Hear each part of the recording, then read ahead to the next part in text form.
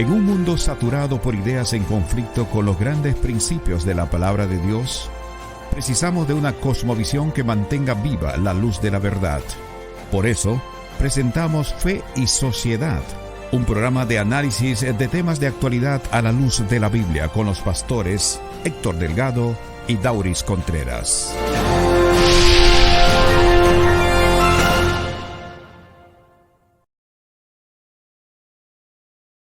Bienvenidos amigos a esta nueva entrega de su programa Fe y Sociedad. Como siempre es un inmenso placer llegar a ustedes a través de este medio y enviar un saludo a todos aquellos fieles oyentes de Radio Esperanza New York y también a los fieles seguidores a través de las redes sociales. Bienvenido, Pastor Contreras. Gracias, Pastor Delgado. Un placer compartir contigo este programa y con nuestros amigos que nos ven y que nos escuchan. Siempre es un gozo, una alegría tener este privilegio de llegar hasta ustedes a través de este programa. Sean muy bienvenidos al programa de hoy y desde ya les animamos a que puedan compartir con otros la transmisión, el enlace y que se puedan suscribir también a los diferentes canales. Esperamos que este programa sea de mucha bendición. ¿Qué tenemos para hoy, Héctor? Bien, Dauris, hoy estamos tratando un tema sumamente interesante: eutanasia, moralmente aceptable. ¿Qué es la eutanasia? ¿Puede la eutanasia realmente proveernos una forma digna de morir? ¿Cuáles son algunas de las presuposiciones filosóficas para justificar la eutanasia? ¿Cómo deberíamos los cristianos abordar este tema? Y esta pregunta final: ¿ofrece la Biblia orientaciones que provean respuestas satisfactorias a las personas que piensan en esta opción para terminar con su vida? Este es el tema que tenemos para hoy. Es un interesante tema, Héctor, a pesar de que es posible que mucha gente no haya escuchado ni siquiera el término eutanasia. Más adelante te vas a dar una definición. Y el tema es importante y porque es parte de una discusión filosófica y ética que es vieja, o sea, no es algo nuevo, pero es posible que muchos no tengan una idea sobre el tema per se, o tal vez sobre cuáles son qué directrices debemos nosotros tener al momento de abordar el tema, de si aceptarlo como un hecho, si es un asunto blanco y negro, o cuáles son las cosas que abordan el asunto de la eutanasia. Este tema tiene que ver con la muerte, tiene que ver con la vida, tiene que ver con la dignidad y con algunos aspectos morales, los cuales es importante que nosotros podamos tener en cuenta. De modo que a lo largo de este tema, nosotros vamos a ver algunas ideas interesantes y algunas nociones que nos puedan ayudar a que cuando usted escuche el tema o de alguna forma se vea confrontado por una situación que implique cosas que tienen que ver con este tema, pueda más o menos tener una información más o menos adecuada para enfrentar la situación que pueda venir referente a esto.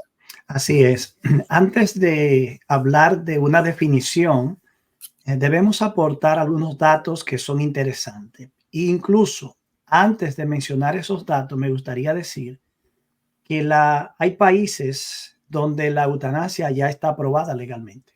Pero Sí. antes de mencionarlo, es bueno recordar que la eutanasia clandestina, vamos a llamarla de esta manera, existe en todo el mundo.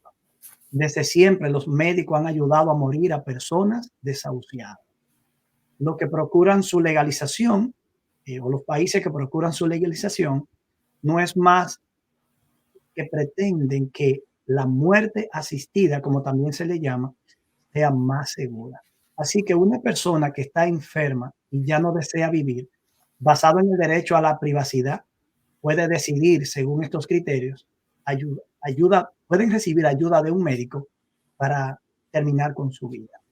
Algunos países donde la eutanasia es legal son los Países Bajos, está Bélgica, podemos mencionar también a Luxemburgo, Canadá, Austria, Nueva Zelanda, En Suiza, de hecho, la cooperación al suicidio no es un delito mientras no existan motivos egoístas, según un código penal de 1942.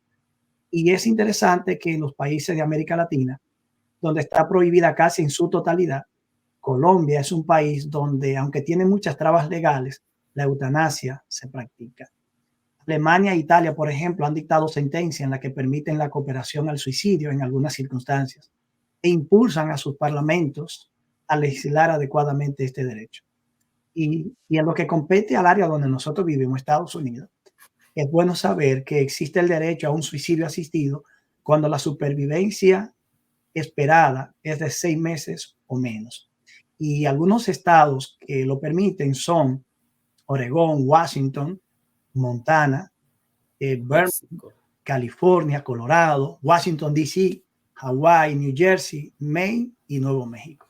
Aunque esas regulaciones son diferentes en cada estado, me parece, Héctor, que creo que es Colorado el único que en el 2022 ha fijado una posición bien abierta sobre esto. Los demás estados me parece que tienen ciertas regulaciones en cuanto a lo que tiene que ver con el suicidio asistido. Cierto, de todos estos estados que mencionamos, solo Montana en el 2009 por una decisión judicial la practica. Y para concluir esta partecita, en otros países como Chile, por ejemplo, Portugal, Francia e Irlanda, hay iniciativas actuales en marcha para impulsar su despenalización. Muy bien, esas son algunas estadísticas que tenemos. Ahora bien, Héctor, ¿cuál es la definición? Cuando hablamos de eutanasia, ¿a qué nos referimos? ¿Qué es eutanasia en sí, como definición? Bien. Eutanasia es una palabra compuesta, una palabra griega compuesta por dos. Así que tiene eut, que significa bien o fácil, y thanatos, que significa muerte. Así que etimológicamente hablando, eutanasia significa buena muerte. También se podría traducir como una muerte fácil. Resulta imposible, de hecho, Davis, hablar de la eutanasia sin que asociemos esta práctica con el doctor Jack Kevorkian, perdón, es un nombre difícil para mí de pronunciar, Jack Kevorkian, a quien fuera llamado aquí en Estados Unidos, médico de hecho de aquí, y que de hecho falleció en el 2011 a la edad de 83 años. Él fue llamado el doctor Muerte, porque él personalmente asistió a más de 130 personas a pasar por la experiencia de la eutanasia para poder morir. Me imagino que lo hizo clandestinamente porque no había leyes para eso. Pero es curioso, él fue declarado culpable de muerte de un caso de los 130. Wow, interesante, ¿no? Entonces, le dictaron de 5 a 25 años, ya cuando tenía 8 años de cárcel, entonces lo liberaron. Yeah. Él creó un aparato llamado la máquina del suicidio. Esa máquina permitía a un paciente inyectarse por sí solo una dosis letal de potasio y cloruro. Tremendo. Interesante concepto. ¿Por qué los seres humanos, por qué viene este tema a colación? ¿Por qué la eutanasia? ¿Por qué el deseo de eso, de una muerte fácil? En la historia hay algunos casos en los cuales nosotros podemos ver que ocurrió un tipo de eutanasia. Por ejemplo, el caso que me viene más a la mente es el caso de Saúl, y que claro, más adelante cuando hablamos sobre la Biblia, vemos que él es un personaje bíblico, el primer rey de Israel, quien trató de quitarse la vida, pero después buscó a alguien para que le ayudara, ¿verdad? Y pudiera ser visto, definirse eso como una especie de eutanasia, porque es suicidio asistido. Tú mencionabas ahorita sobre los dos tipos de eutanasia, uno que era activa, ¿verdad? Yo he visto o he leído sobre uno que es voluntaria, una eutanasia que es voluntaria, mientras hay otra que es involuntaria. La voluntaria pues es cuando el paciente explícitamente pide que se le asista quitándose la vida, y hay otra eutanasia que es involuntaria. Es cuando el paciente no tiene la capacidad de decidir, de dar consenso. Ahora bien, es importante hacer una aclaración acá. Hay diferentes situaciones médicas, por ejemplo, Héctor, en las cuales el paciente va a morir como quiera y no hay forma de que ningún medicamento pueda, ¿cómo decirte? Pueda detener eso. Por ejemplo, a veces una persona está entubada y los familiares tienen que firmar si quieren que le quiten los tubos o porque ya está muerto cerebralmente o porque ya esos tubos no van a permitir que prolongue la vida. Y pues se da permiso para que se desconecte la persona.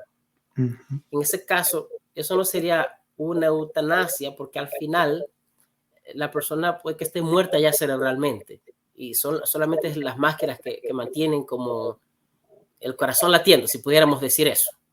O por lo menos, sí, por lo menos respirando. Se ve que respira y de pronto parece que está vivo, pero realmente está clínicamente muerto. Perfectamente. En ese sentido, eso no será considerado eutanasia porque ya es algo artificial. O sea, es algo natural y artificial, pero realmente son los tubos, las máquinas que lo tienen conectados, que lo tienen respirando. Si se desconecta, de forma natural, ya la persona muere. Pero esas son algunas diferenciaciones para que nosotros estemos claros sobre esa parte. En ese mismo tenor, Dauris, se habla de eutanasia directa y al mismo tiempo indirecta, pero la directa de manera particular se entiende que existe de dos clases diferentes. Está la que es la forma activa o la forma pasiva. En cuanto a la primera, la pasiva, este tipo de eutanasia ocurre cuando se interrumpe el tratamiento médico que tenía una persona o la alimentación que se le estaba suministrando de manera artificial. La activa, en este caso, es cuando un equipo médico administra fármacos a la persona que desea morir porque está sufriendo una enfermedad grave y ya sin remedio. O sea, hay una que es por omisión y otra por el acto directo. Exactamente. Vamos a decir por comisión. para hacer el término soteriológico, sí. Sabes que también, hablando de la eutanasia indirecta, Dauris, esta es la que intenta lidiar o paliar el dolor y el sufrimiento de una persona en cuestión. Y para ello se empiezan a suministrar una serie de medicamentos que pueden producir la muerte de la persona sin que se busque propiamente. Para algunos, este tipo de eutanasia no existe. Dicen algunos, eso no existe, pues no hay eutanasia sin la intención de provocar una muerte. Cuando mencionaste a Saúl ahorita, recuerda que fuera de cámara estábamos conversando el caso de Saúl, que era como un típico caso. Sin embargo, literalmente hablando, no es una eutanasia por el hecho de que Saúl intentó suicidarse. Todo empieza con un intento de suicidio. Fue un intento de suicidio que terminó con eutanasia. Eso te iba a decir, pero entonces termina con eutanasia porque él, mirando que no muere, el dolor y la angustia se prolonga, le dice a alguien, quítame la vida porque ya no aguanto más. Estamos ya próximo a una pausa. Vamos a ir a esta breve pausa y al regresar, Dauri, me gustaría mencionar que hay algunos casos en la historia propiamente de eutanasia fuera del registro bíblico que conviene dar un breve repaso. Adelante.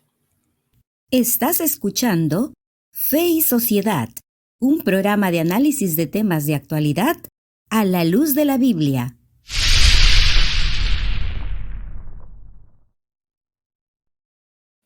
Bien, para los que han entrado a última hora o ya unos minutos pasado iniciado el programa, le damos la bienvenida nuevamente y le dejamos saber que estamos estudiando hoy el tema de la eutanasia. ¿Es moralmente aceptable la eutanasia? ¿Qué respuesta podemos dar nosotros como cristianos? ¿Cómo podemos afrontar estas realidades terribles que viven algunas personas en las que experimentan niveles de angustia tan grandes que optan para que alguien le asista y le facilite la muerte en procura de un descanso en medio de la angustia, el dolor y el sufrimiento que pueda estar experimentando? Hemos dado una breve definición y etimológicamente hablando, eutanasia no es más que una manera fácil de facilitarle la muerte a una persona, es como la buena muerte. Y yo me atrevería a decir, Dauri, no sé qué tú piensas, que si uno se viera, por ejemplo, abocado a una enfermedad terminal que produce dolores insoportables y que de pronto parece ser que se extiende mucho la vida, yo no diría que sería quizás oportuno recurrir a un intento de quitarse la vida, porque eso sería algo terrible. Pero desde afuera, cuando uno ve y juzga todas estas experiencias, es como tan fácil emitir opiniones, pero al mismo tiempo nosotros que valoramos la vida como un regalo de Dios y que creemos que somos criaturas hechas a la imagen y la semejanza divina, nos cuesta tomar decisiones frías en lo que la existencia de una persona de pronto pueda perder el valor que realmente tiene. Eso es correcto. Yo creo, Héctor, que eso está subordinado a la cosmovisión que cada persona tenga.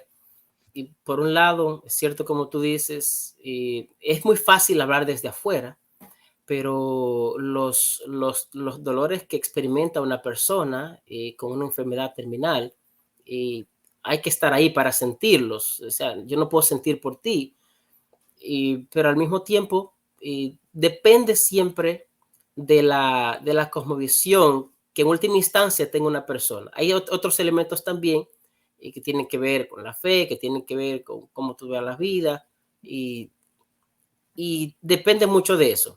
Ahora, nosotros vamos a hablar un poco más adelante sobre eso, y es el hecho de nuestra pregunta, ¿es moralmente aceptable? ¿Y cuáles son los puntos morales? ¿Cuál es el punto de partida para nosotros juzgar si es aceptable o no la eutanasia? ¿Cuál es la base para nosotros aceptarla por más duro que sea el sufrimiento? Eso está enlazado con eso. Y Con cómo pienso, uno lo David, vea. también que cuando nosotros hemos tenido seres familiares, seres queridos, como padres o abuelos a quienes hemos tenido que ministrar o trabajar con ellos de cerca en situaciones muy angustiosas a la hora de morir, sabes, David, que la eutanasia es como un resultado obvio que fue fácil llegar allí, porque a veces cuando tú ves a alguien sufriendo tanto, uno a veces en oración puede decir, Señor, si tú crees que esa persona ya está lista, ponla a descansar, porque uno ya como que no quiere verla sufrir. Así que puedo entender de alguna manera que alguien sumido en una angustia suprema pueda desear tomar la decisión para que un familiar que está en esa condición o el familiar mismo que está en esa condición pero en plenos cabales pueda tomar esa decisión para poner fin. Lo cierto es que el hecho mismo de vivir es una angustia que no parece tener fin. Tú mencionabas ahorita, Héctor, ibas a dar algunos ejemplos históricos fuera del de la Biblia. Cuando tú menciones eso, yo quisiera decir algo respecto al concepto de la eutanasia o el contexto general como ser humano. Sí. Sabes, David, que el primer escrito que se conserva, donde aparece el término eutanasia, es un fragmento que se le ha atribuido al poeta cómico griego llamado Cratino del siglo V antes de Cristo.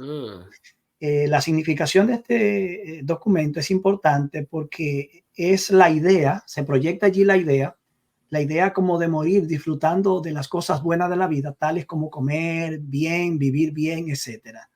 Se sabe que en la Grecia clásica, en el contexto de la Grecia clásica, donde aparece el juramento hipocrático que hacen los médicos, en el cual se afirma que el médico no dará medicamento mortal por más de lo solicitado. Es interesante notar que, no obstante, a pesar de que en Grecia surge el juramento hipocrático, según creen algunos historiadores, la historia parece señalar que es precisamente entre los griegos donde por primera vez se concibe la idea del suicidio bajo ciertas condiciones, ya que como lo señalan los textos que recogen los pensamientos de Sócrates y Platón, por ejemplo, una enfermedad dolorosa es una buena razón para dejar de vivir. No estamos aquí emitiendo juicio de valor, solo estamos citando el elemento disperso de la historia y de la experiencia. A partir de los fragmentos morales de Crisipo, me interesa porque este sí es interesante. También un filósofo griego estoico, de quien de hecho David se afirma que él murió de risa de un chiste que él mismo hizo sobre un burro que se estaba comiendo unos higos que él había llevado a una actividad. él estaba ya bajo efecto de alcohol. Oh, wow. Y cuando él vio el burro comiendo, dijo, denle un poco de alcohol también al burro para que lave los higos. Entonces, dicen algunos que estas son dos versiones, él tiene dos versiones de la muerte, pero esta es la que se presume que fue lo que pasó. Él se rió tanto del chiste que él mismo hizo, que le dio un ataque realmente y minutos después murió. Él vinculaba, de hecho, la buena muerte o la eutanasia a la perfección, y la perfección moral la vinculaba a las dos. Hasta un punto en el que para Crisipo, la eutanasia no es tan solo la forma más perfecta de morir, sino que la buena muerte es la muerte en perfección, es decir, la muerte tras una vida plenamente realizada. Esta es la idea repetida en otros muchos autores como Flavio Josefo, que es muy conocido por nosotros los cristianos, que estudiamos teología, Clemente de Alejandría, en la historia cristiana, incluso Porfilón de Alejandría ya en el siglo I a.C., que consideraba la eutanasia como uno de los más grandes bienes del hombre. Ya para el siglo X, Constantino VII considera la eutanasia como la recompensa de los hombres buenos. Y es curioso que quizás con este sentido, como recompensa de los hombres buenos, aparece un pasaje en segundo libro de Macabeos, capítulo 6, versos 26 al 27, este libro apócrifo, donde un personaje de nombre Eleazar deja un ejemplo con su muerte para los jóvenes que en el futuro irán a morir como él. Termino este punto ya mencionando a Roma, porque en Roma y en los territorios bajos del dominio del imperio, la práctica de la eutanasia era múltiple. Se consideraba que el enfermo terminal que se suicidaba tenía motivo suficiente para cometer tal acto, puesto que se aceptaba de manera honrosa el suicidio provocado por la impaciencia del dolor o la enfermedad. ¿Y sabes algo, Dauris? Con situaciones como esta es que todavía los seres humanos están luchando. Lo único es que los medios ahora son diferentes y quizás más fáciles producto de los adelantos médicos y tecnológicos que tenemos. Así es. Interesante esos casos que has mencionado. Sí. Hay la base general o el fundamento general, la plataforma y para la eutanasia, como tú has mencionado, es el sufrimiento. Es un suicidio asistido. Al final es un suicidio. Y el suicidio, pues, ocurre cuando hay un dolor profundo e insoportable en una persona, sea este dolor emocional o sea este dolor físico. Y nosotros vivimos, Héctor, en una sociedad que realmente vive en un sinsentido de la vida. Así es. Y muy a menudo nosotros vemos esto en todos los círculos. Y me parece a mí que la razón principal para esto es que el ser humano ha sacado a Dios del cuadro y ha tratado de buscar sus propias formas de resolver sus problemas. Al alejarse de Dios, pues han traído muchas ideas que al final han dejado al ser humano como en un vacío, en un limbo, al no haber respuestas para las afecciones más profundas del corazón. Entonces, el ser humano vive en un sinsentido de la vida y causado muchas veces por un exceso de placer, causado por los problemas mismos de la vida que no se saben enfrentar, y que eso produce entonces un sentimiento del no deseo de vivir. Se sumen tanto los placeres en el hedonismo que a veces entonces esa misma entrada profunda de los placeres te deja sensible, te deja sin un ancla cuando tú estás en algún problema difícil emocional. Algunos han dicho que la vida de muchos termina de la forma que fue vivida. Así es. A veces la forma en la que nosotros elegimos vivir nuestra vida es lo que determina la forma en la que terminará. Y es difícil que como yo elija vivir, no determine cómo termina. Nosotros tuvimos un tema acerca del sufrimiento hace unos meses. Sí. Y en ese tema nosotros pudimos mencionar sobre las realidades de las durezas de la vida.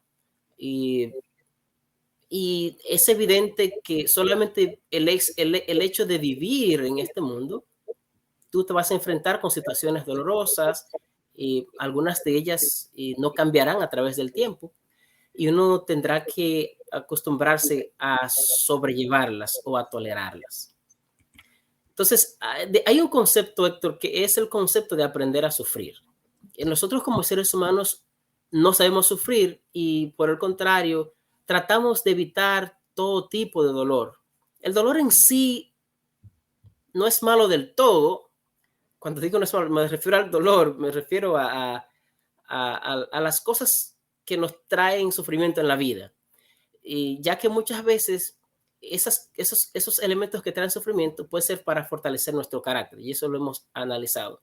Pero este concepto del sufrimiento, del no enfrentar el sufrimiento, esa es una de las bases para este deseo de morir. Ya cuando vamos a lo que es la eutanasia, siempre sucede en una persona que ya está con una enfermedad terminal, o alguien que no puede soportar más, pues pide este tipo de procedimiento. Pero al final el centro está, Héctor, en un sentido de no poder soportar un dolor y pues ya quiero terminar con este dolor. Y no se puede ver más allá en un momento así. De hecho, a veces nuestra incapacidad de ver más allá de lo que nos está ocurriendo, porque por más terrible que sea, puede radicar precisamente en el fundamento sobre el cual nosotros hemos edificado nuestra forma de vida. Claro que sí, claro que sí. Eso no quiere decir que porque Dios forme parte del cuadro de nuestra vida, el sufrimiento va a ser menor o el dolor va a ser menos agudo. Pero yo te puedo decir, Dauris, un caso que viví en mi país, la República Dominicana. Yo recuerdo que cierto sábado en la tarde fuimos a visitar la hermana de una hermana biológica de una hermana de la iglesia. Esta señora tenía un cáncer ya terminal y los dolores eran increíblemente fuertes. Y por su situación financiera, no podían darle los medicamentos del lugar. En el caso de mi madre, por ejemplo, trataron 3 formas de medicamentos. Uno para las primeras 2 semanas. El segundo tipo de medicamento para los siguientes 2 o 3 semanas. Y ya la morfina fue el último recurso cuando se supone que estaba en los días previos a morir. Esos cálculos los médicos, en base a la experiencia y el conocimiento que tiene, lo hacen. Y la primera vez que le pusieron la morfina a mi madre, por ejemplo, ella duró 24 horas y 2 o 3 minutos durmiendo, sin despertar. Yeah. Por lo menos hay recursos que ayudan a amortiguar un poco el sufrimiento. Pero mi mamá, por ejemplo, terminó como esta señora que te menciono, con paz en medio del dolor, con paz en medio del dolor y certeza y esperanza. Cuando yo hablé con esta señora, yo le dije, lo primero que le dije, mire, yo estoy aquí, pero yo ni sé cómo voy a hablar con usted. Yo no sé qué palabras utilizar, pero quizás esa introducción fue el medio que Dios utilizó para tener un diálogo con ella. Yo le pregunté si ella amaba al Señor, si tenía paz, si tenía quietud, si creía en Jesús, si creía en la resurrección. Y Dauris, esta persona, cuando terminamos de orar, vivió 2 días más. Pero cuando su hermana murió, cuando la señora murió, su hermana luego me dijo, desde aquel día que oramos con ella en la tarde, mi hermana tuvo una paz tan grande que el dolor ya no le mortificó de la manera que lo estaba haciendo antes de ese evento. Yo pienso que el fundamento sobre el cual nosotros edificamos nuestra existencia como persona determina mucho cómo se soportará lo que venga después. Es muy cierto, es muy cierto. Y bueno, vamos casi a otra pausa, Héctor. Sí. Y hay un elemento, uno de los presupuestos filosóficos para apoyar esta idea de la eutanasia está muy enlazada con la cosmovisión de la naturaleza humana. Pero vamos a la pausa y vamos a hablar un poco más acerca de eso. Bien.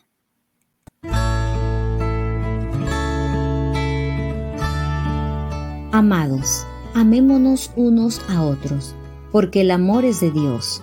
Todo aquel que ama es nacido de Dios y conoce a Dios. El que no ama no ha conocido a Dios, porque Dios es amor. En esto se mostró el amor de Dios para con nosotros, en que Dios envió a su Hijo unigénito al mundo para que vivamos por Él.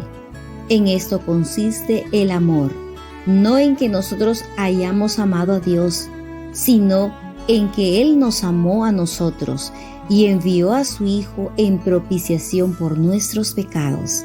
Amados, si Dios nos ha amado así, debemos también nosotros amarnos unos a otros.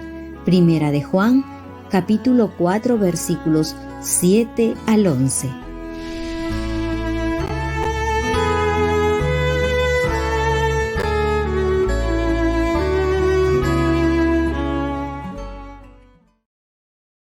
El tema de este día es la eutanasia. ¿Qué tan moralmente es aceptable? Y en la sección anterior empezamos a ver algunos casos en la historia y y vimos también el significado de la palabra eutanasia. No es un término negativo propiamente, se ve como tal, pero realmente su etimología muestra que es una buena muerte. Creo que sería lo ideal para cualquier ser humano que tenga una buena muerte, pero no podemos considerar tampoco como cristianos una muerte como buena si ésta termina sin haber encontrado el propósito por el cual Dios nos permitió vivir esta vida y con el cual nos creó. En la sesión anterior, Pastor Contreras, usted comenzó a hablar un poquito respecto a algunas presuposiciones filosóficas de la eutanasia.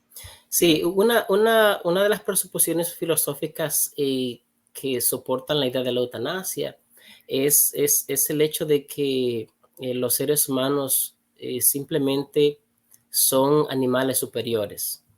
Peter Singh, un filósofo muy reconocido, es un filósofo que él decía eso. Tenemos que ya dejar de diferenciar entre animales humanos y no humanos. O sea, no podemos hacer esa diferencia porque al final simplemente nosotros somos simplemente animales más superiores que los otros. Desde ese punto de vista, entonces, él esboza el concepto filosófico del utilitarismo y él presenta que el ser humano, la importancia del ser humano está subordinada a las metas que tiene y a alcanzar esas metas. De ahí entonces partiría el hecho de que, por ejemplo, un recién nacido que todavía no tiene metas, no importa, el aborto puede ser hecho, no importa hasta qué punto de la vida, o una persona ya en su fase final, si ya no hay oportunidad de que sus metas se puedan cumplir, entonces se puede usar la eutanasia para quitar el sufrimiento. Como han dicho otros, si ya no hay una biografía que escribir, ya esa persona no tiene ninguna utilidad. Sí. Puede prescindir de ese elemento biológico que queda ahí. Eso no elimina la vida del ser humano de toda dignidad, de vida humana propiamente. Claro que sí. Y es interesante que esta idea es una idea que tiene mucha influencia porque este filósofo es muy influyente, él aún vive y ha escrito muchos libros que van en ese orden, pero esa es una de las ideas que se exponen. Hay otra idea filosófica que presenta que todo tiene que ver con la inversión de la vida. Y, por ejemplo, es una idea que es humanista. Por ejemplo, un niño que nace y no se puede abortar, ¿verdad? Porque antes de nacer no se puede abortar porque hay una inversión hecha en ese niño. O sea, la inversión que se ha hecho tanto de forma natural como de forma financiera, pues y es suficiente para poder seguir preservando la vida. Pero si ya no hay esa necesidad de esa inversión, pues no hay problema. Cuando tiene que ver ahora con la eutanasia. Otra forma de quitar dignidad a la vida por ser lo que tú eres, una criatura. Perfectamente. Entonces ahí entramos, Héctor, a lo que es el valor del ser humano. ¿En qué radica el valor del ser humano? Y, por ejemplo, la idea de que nosotros venimos de la evolución o que venimos como un resultado del mero chance, le quita valor al ser humano como ser humano y le quita sentido y propósito a la vida, porque si al final venimos de la nada, somos simplemente una masa compuesta de químicos y cosas biológicas y ciertas reacciones físico-químicas, si eso es lo que nos define como seres humanos, entonces no hay ninguna razón para tener algún valor moral. Por lo tanto, la concepción que la persona tenga del ser humano va a influir mucho en lo que es ver la eutanasia como algo moralmente correcto. Sin embargo, esto es muy, muy interesante, o no interesante, esta idea es un poco peligrosa porque descabellada. Cuando, por ejemplo, una mujer que tiene un niño en su vientre ama a esa criatura antes de que esa criatura pueda darle algo a cambio, pueda amar a su mamá. O sea, el bond, el attachment, el afecto que se crea, los lazos que se crean, son lazos de un amor que aún no ha sido correspondido. Un familiar, por ejemplo, que ya está viejo, que está anciano y digamos que tiene Alzheimer o no puede ya saber, tú sigues queriendo a tu ser querido, aunque esa persona ya no te pueda reciprocar amor. Por lo tanto, el valor del ser humano como tal, parte de eso tiene que ver con ese amor. Y de hecho, eso es gracia. Eso es gracia. Es un amor inmerecido, un amor que no está reciprocado. Entonces ahí entra ese elemento. Nosotros como seres humanos tenemos un valor intrínseco basado en la idea de que Dios nos creó, que nos dio su gracia, que a pesar de que no le correspondemos, seguimos siendo amados. Y esa concepción de la vida, Héctor, le da un giro a cómo se vive la vida, incluso cómo muere una persona. Hay un valor intrínseco a la persona y fuera de lo que esa persona pueda darte, pueda corresponderte, ese amor, esa gracia siempre está allí. Bueno, el concepto de seres humanos creados a la imagen de Dios es uno de los argumentos básicos que tiene la cosmovisión cristiana.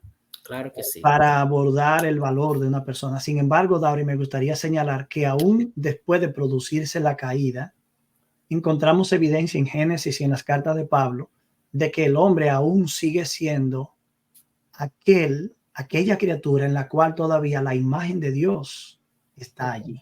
Así es. Así que la caída no hizo desaparecer la imagen de Dios en el hombre, sino que la dañó, la desfiguró.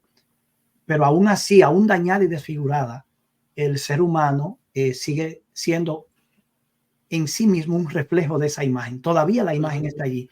Así que lo que hay de Dios en nosotros, más lo que Él hizo de nosotros mismos, es lo que nos da también cierto valor. ¿Sabes, Dauri, que cuando se habla de causas, por ejemplo, amorales o que ya no son inmorales para practicar la eutanasia, se piensa, por ejemplo, en infantes que tienen daños neurológicos irreversibles o en un anciano, como tú mencionaste, con Alzheimer avanzado, un individuo en un estado vegetal que ya, por ejemplo, no puede desarrollar un proyecto de vida.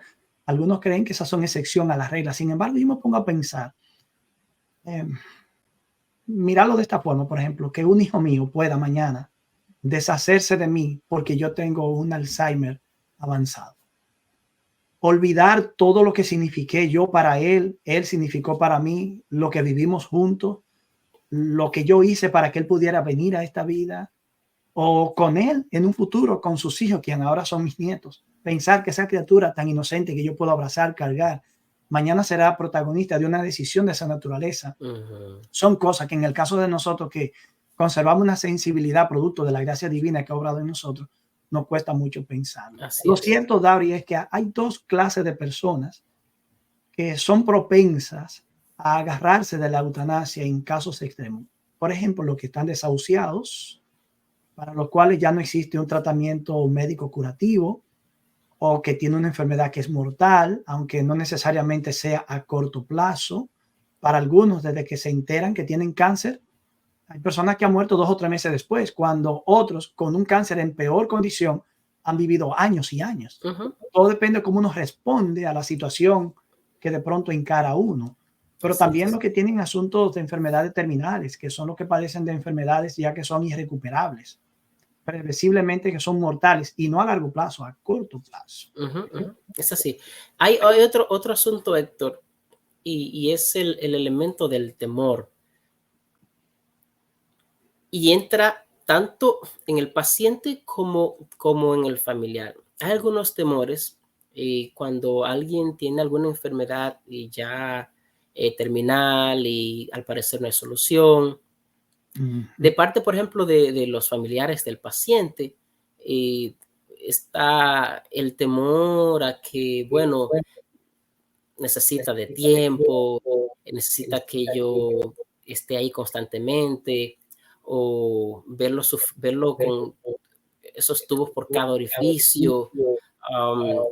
Esos temores a veces hacen que la persona pueda decidir que su enfermo que su familiar se le practique la eutanasia, o el mismo paciente, el temor a depender, ¿verdad?, de otra persona, a ser vulnerable, también contribuye a que pueda decidir que en un momento así mejor sea procesado y le procesen, le hagan el proceso de la eutanasia. Esos temores, Héctor, y a veces son contribuyentes a la práctica de la eutanasia, tanto como hablamos al principio de la voluntaria o la involuntaria. Y entonces aquí entra el elemento de la empatía, el amor, lo que tú mencionabas ahorita. O sea, ya hay una historia que se ha creado. Actualmente hay un actor muy famoso que tiene demencia ya demasiado avanzada. Y pensé en él porque es tocante al tema. Pero, y algunos de sus familiares a veces están, tú lo ves en las noticias y reflexionan sobre los momentos bonitos que tuvieron antes de llegar a ese punto. O algunas personas que actuaron con él, es un actor, Bruce Willis, me parece que es en esa situación.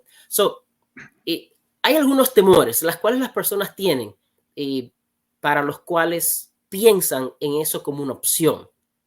Sabes que mi esposa esta semana, Dauris, me hablaba precisamente de que vio una noticia en la que él estaba con unos familiares y habían algunos pequeños allí que estaban jugando con él haciendo las bolitas de jabón, que es algo que uno lo hace con los niños. En este caso lo estaban haciendo con él. Pero también, Dauris, te pone a pensar qué tanto significó esa persona para estos familiares. ¿Qué tantos recuerdos buenos, maravillosos los unen? Porque hay que admitir que hay personas que viven en la vida como un llanero solitario, sin conexiones con nadie. Cuando llega el momento de lo inevitable y le toca en turno un final dramático, es evidente que la eutanasia va a ser una invitación, algo de fácil acceso a la mano. Claro. Pero cuando la vida de una persona ha significado tanto, quizás el valor ya no queda tanto en la persona misma, porque no se vale por sí mismo. Vamos a decirlo de esta manera, ya no es una biografía que está escribiendo. Sí. Pero puede que haya un apéndice, Dauris, que en esa biografía sea escrita por aquellos familiares que deciden hacerlo y que él termine rodeado de seres que le aman y que lo valoran, lo aprecian y que pueden dedicarle tiempo. Es así. Alguien dijo que la eutanasia es un intento de escribir tu propio libreto y tener tu propia salida. En la vida, nosotros venimos al mundo, venimos con muchas cosas que tenemos que enfrentar, incluyendo el sufrimiento. Y al final de la vida, también a veces tenemos sufrimiento. Pero yo quiero, Héctor, que tal vez podamos enfatizar el hecho de que la vida tiene un valor intrínseco. Ya yo mencioné eso ahorita. Y ese valor intrínseco lo da Dios. A pesar de los temores que nosotros como seres humanos podamos tener, Dios es el dueño de la vida. Y Dios, como dueño de la vida, solo Él tiene derecho a quitarla. Si nosotros tenemos esa concepción diferente a la que ya mencionamos anteriormente, que tiene que ver al origen sin propósito que tiene la existencia, entonces los que tenemos una opción diferente, que es la creación, hablamos de ese valor intrínseco que Dios le da y ese respeto a la vida que solamente Dios puede quitar o Dios puede dar. Cuando tú hablabas ahorita del juramento hipocrático, el juramento hipocrático se refiere a un juramento que toman los médicos. Hipócrates se conoce como el padre de la medicina, él era un médico griego. Y es un juramento que los médicos toman. En ese juramento, tú mencionaste algunas cosas, es un poco más largo de lo que habías mencionado. Voy a leer algunos dos párrafos de esto. Dice: en cuanto pueda y sepa, usaré las reglas dietéticas en provecho de los enfermos y apartaré de ellos todo daño e injusticia.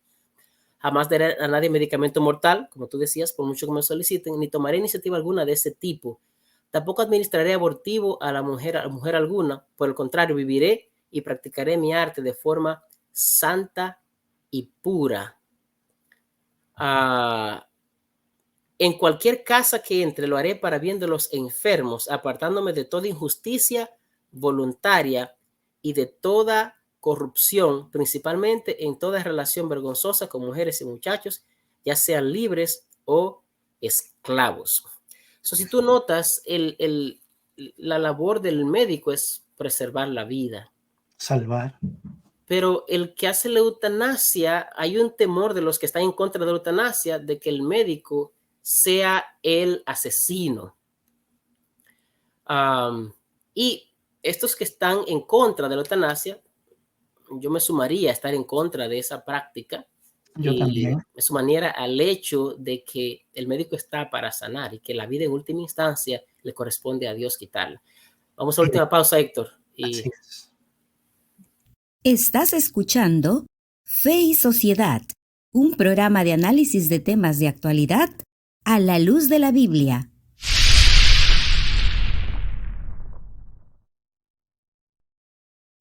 Es irónico pensar que quien hace un juramento para salvar la vida bajo cualquier circunstancia sea quien ahora represente una perspectiva de ponerle fin a esa vida. Sin embargo, vimos al principio que aunque de Grecia sale ese juramento, también sale la noción de que una vida que Así es. se está viviendo como se debe vivir no vale la pena. Yo pienso, David, que ese juramento también cae dentro de lo que es el ideal, pero que no cubre naturalmente algunas realidades que pueden vivir los seres humanos. Es como el tema de la guerra, cualquier otro tema que se pueda tratar. A veces mirarlo en blanco y negro no es la salida, es la salida más fácil, zanjar el asunto, pero no siempre son perspectivas que deben verse en blanco y negro.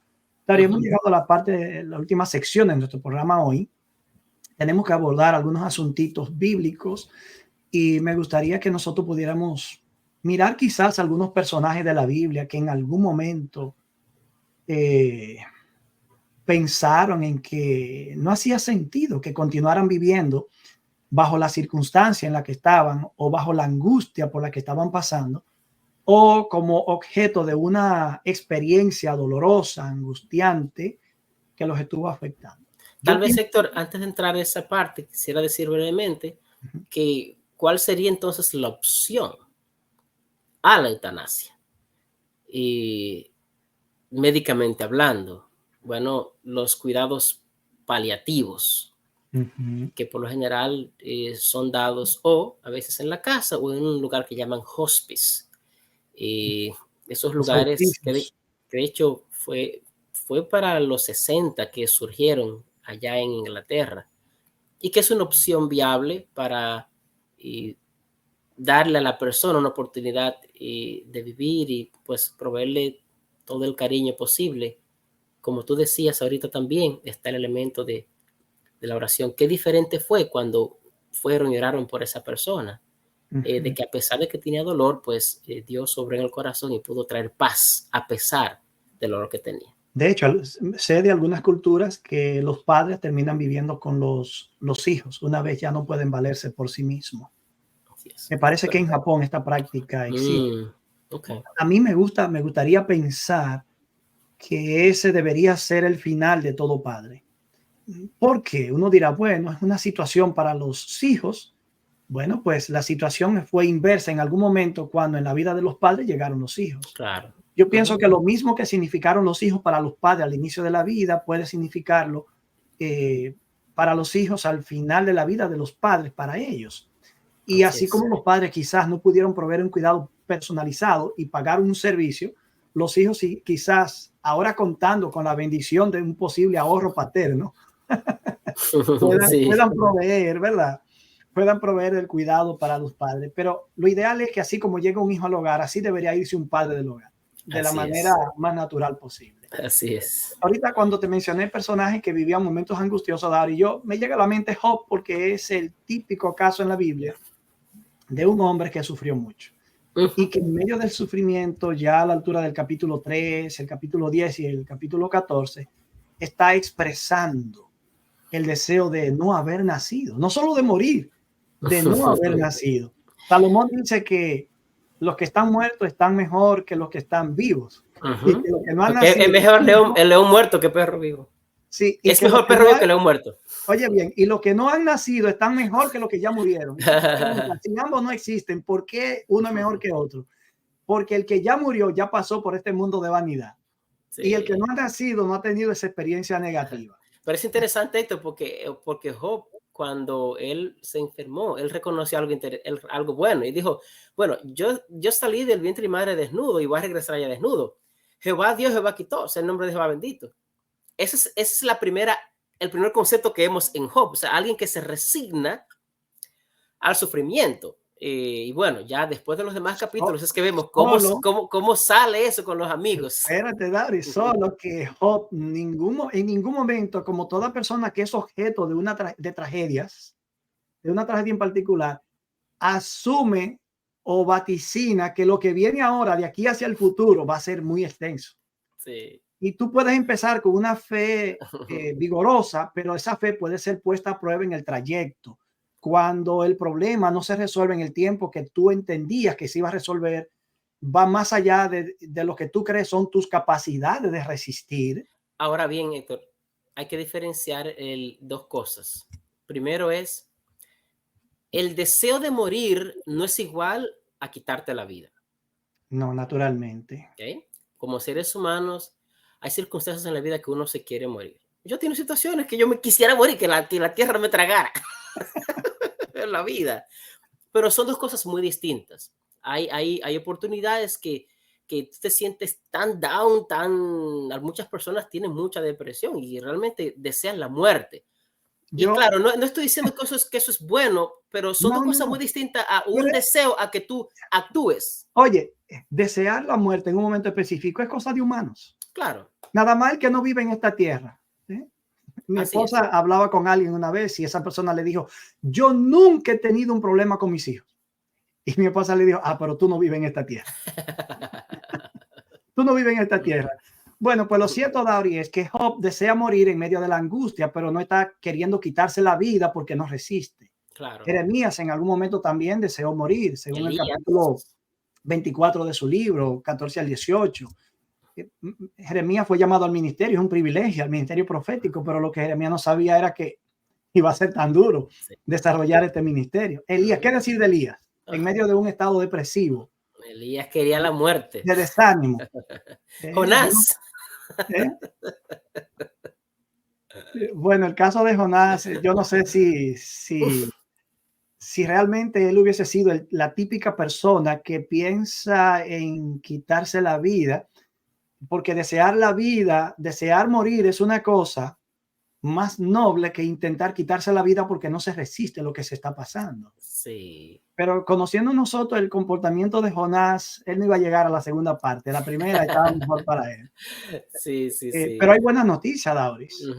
La muerte, que se considera como la salida, realmente, si se ha vivido sin propósito, y de nuestra perspectiva cristiana, sin Dios y sin esperanza, no es una salida. Es una entrada al último estadio de desesperación, en el que, aunque no hay existencia, se volverá a la existencia para rendir cuenta por haber vivido de una manera tan autónoma y luego haber decidido terminar la vida de una manera tan irresponsable. Así es. Yo sé que se puede discutir si una persona se salva o no quitándose la vida, porque nadie sabe el nivel de angustia que puede tener. Y eso tampoco se maneja en blanco y negro, ni se dice sí o no. Eso hay orientaciones para manejar cosas como esas, que quizás, Tauri, tratando un tema sobre el homicidio, sobre el suicidio, aparte, nosotros podamos abordar algunos detalles. Pero quiero alentar la esperanza en decir que la muerte sin Dios no es una salida, es una pérdida total.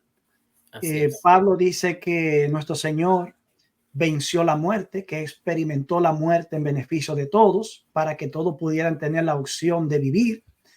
Pero Pablo, metido en la crisis existencial del ministerio, en algún momento dijo, para mí el vivir es Cristo y el morir es ganancia. Entonces Pablo dice, ¿qué hago? Si ambas cosas dan beneficio, yo me imagino que Pablo dijo, aquí habrá que pensar cuál da mayor beneficio. Pablo dijo entonces, ahora bien, si seguir viviendo en este cuerpo representa para mí un trabajo fructífero, ¿qué yo voy a escoger? No lo sé. Pablo está puesto en entredicho. Me siento presionado por dos posibilidades. Morir, que es mejor porque es ganancia, da un descanso y luego cierra los ojos y lo abre y ya la resurrección. Pero también él dice, pero por el bien de ustedes yo preferiría permanecer en este mundo. Bueno, y claro, el contexto de Pablo está en prisión y tiene la posibilidad de que pueda morir en prisión. Sí, como está en prisión, dice, bueno, no sé cuál elegir, pero Dios es que sabe cuál va a ser. Yo creo que sí, que voy a seguir viviendo. Pero eso es interesante porque Pablo puede pensar así porque Dios forma parte de su cosmovisión. De su vida. Claro, sí, de su vida. No es el hombre que sabe que puede morir o seguir viviendo, pero prefiere morir porque siente que no vale la pena vivir. Y eso es lo que hace realmente la diferencia. Ahí es donde vamos. Hay un fundamento sobre el cual se ha edificado, que incluso Pablo dice, si yo tuviera que morir y eso significara mayor beneficio para la causa de Cristo, nota que la preocupación es teológica, no es antropológica. No está centrada en Pablo, sino en Dios. Entonces, yo no sé qué elegir. Entonces vuelve otra vez la idea, Héctor, de que nosotros debemos reconocer que Dios es el único dador de la vida. Así y recurrimos a esa idea otra vez, porque en el asunto de la eutanasia, al final, esa concepción es la que va a primar. Si tú crees eso, si tú no crees eso. O sea, si yo creo que Dios es el dueño de la vida, el que la da y la quita, yo siempre respetaré la vida. Así es. Y la muerte solamente debería ocurrir bajo los parámetros que Dios ya ha establecido. El mandamiento dice no matarás, pero hay algunos parámetros que Dios ha establecido sobre qué bases la muerte podía ocurrir. Pero al final, no. Así es. Quiero animar a todos nuestros oyentes, a las personas que nos ven, Héctor, a que podamos afianzar nuestra fe en Cristo Jesús, a que podamos vivir con sentido a la vida. Y ese sentido a la vida solamente lo puedes encontrar en Cristo Jesús. Fuera de una cosmovisión de Cristo Jesús, fuera de una cosmovisión de Dios, divina, realmente la vida no tiene sentido ni propósito. Es que yo te animo a que si tú hoy vives sin esperanza, a que puedas obtener esa esperanza a través de Cristo Jesús. Y que en un momento que enfrentes la muerte, puedas no tener miedo, porque hay una esperanza de vida eterna en Cristo Jesús. Me gustaría decir lo que Javier Gaffo dijo en una ocasión tratando el tema de la eutanasia. Ante el enfermo terminal, puede decirse que la eutanasia resuelve su angustioso problema, pero también resuelve el nuestro, porque ya no vamos a tener que prestarle escucha, ni la atención, ni la cercanía que ante todo él necesita. Lo realmente difícil, lo auténticamente humano, es saber vivir con el problema. Un problema que no tiene solución, es saber asumir que existen situaciones para las que no hay soluciones terapéuticas, pero que exigen de nosotros actitudes mucho menos sofisticadas y costosas. Estar cerca para poder mirar a los ojos del enfermo y apretar su mano, eso es vivir. Esto es saber vivir y convivir con un problema que no tiene solución médica, pero que exige de nosotros una respuesta preñada de humanidad. Y con esta última parte de Paul Claudel, el poeta y ensayista francés, yo diría que Jesús no ha venido a suprimir el sufrimiento, ni siquiera vino a explicarlo. Él ha venido a llenarlo con su presencia. Amén. Si Cristo nos llena de su presencia, si Él está en nosotros, con nosotros, como dijo Pablo, ¿quién contra nosotros? Mi querido amigo, será hasta la próxima entrega cuando estaremos tratando otro tema de interés social y espiritual. Hasta la próxima y que Dios te bendiga. Que Dios te bendiga. Hasta la próxima entrega. Que Dios te bendiga.